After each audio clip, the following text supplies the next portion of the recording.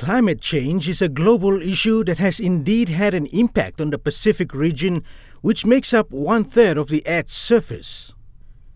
Given its vast waters that surround island nations from large to small, rising sea levels as a result of climate change is a fundamental issue for the Pacific region.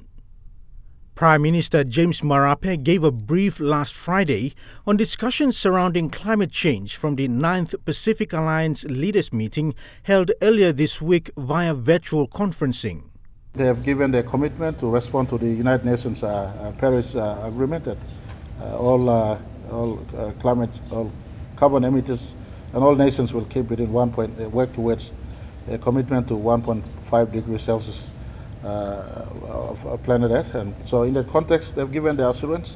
But in as far as Pacific region is concerned, of the 14 or 15 state Pacific Island Forum, almost all of them, if not all of us, have small islands that are being exposed to climate change.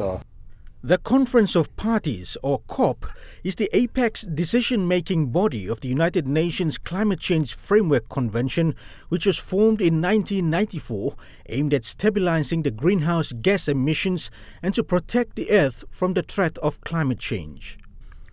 Former Secretary-General of the Pacific Islands Forum Secretariat, Dame Meg Taylor, expressed concerns on the issue of climate change in the Pacific region recently during a virtual media conference as part of her final words before leaving the office of the Secretary-General. Dame Meg explained the Pacific region's handling of climate change issues from the Secretariat's perspective in relation to COP.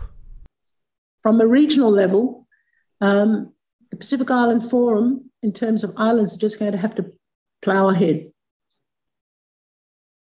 And when we get to COP, as we did in the past since I've been here, we're not on the same page. And that's really unfortunate. And now that I'm not Secretary General, that is what being one of my concerns. That when we get to the COP meeting, we are the influence is really through the PCIDs and through other mechanisms that have been set in place. Dame Meg aired concerns on the issue, urging the world to take serious action about it. The fundamentals in terms of temperature rise, moving away from fossil fuels, all those issues are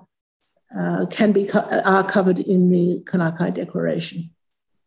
But now we're seeing that the temperature rise in the next 5 years.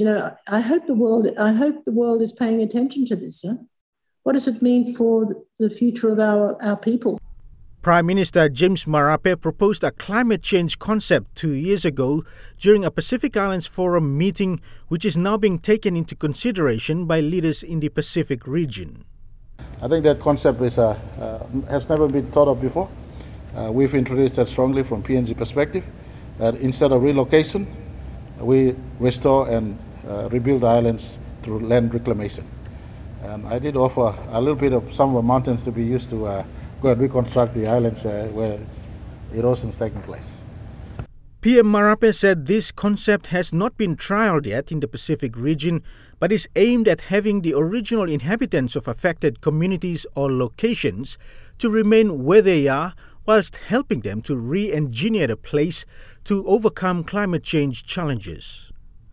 And he did offer some help from PNG's perspective should the concept be accepted and used.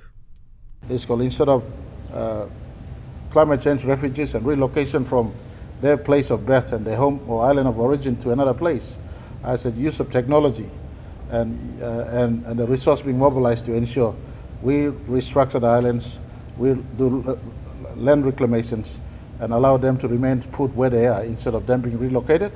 The Australian funds or Japanese fund, our bigger partners in the region, remobilize the fund for us to re-engineer the islands so the islands can remain put where they are instead of